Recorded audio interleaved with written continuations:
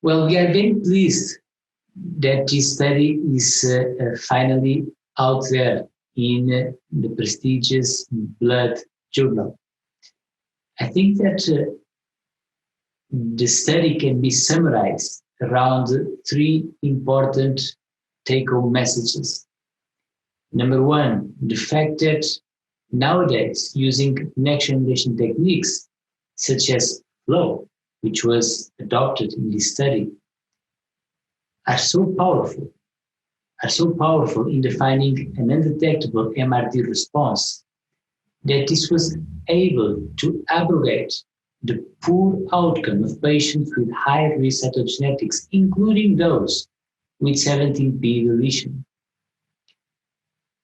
The second take-home message is that nowadays, again, using state-of-the-art technology, it is possible not only to detect MRD, but also to isolate MRD clones and perform genomic characterization to understand the mechanisms of ultra-drug resistance.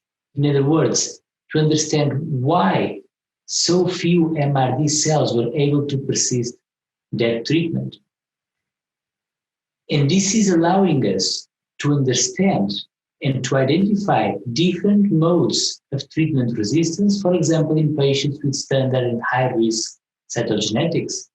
Interestingly, those with standard risk FISH abnormalities displayed higher clonal selection during treatment.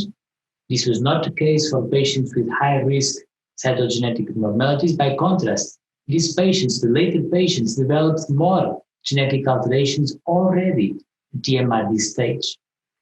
Number three, I think this study illustrates or can be considered as a proof of concept to really understand the biology of MRD clones, to not only understand treatment resistance at the MRD level, but potentially to identify new therapeutic avenues that could eradicate the MRD clone, keeping in mind that if we continue to eradicate MRD clones, for sure, we will be closer to finding a cure to myeloma.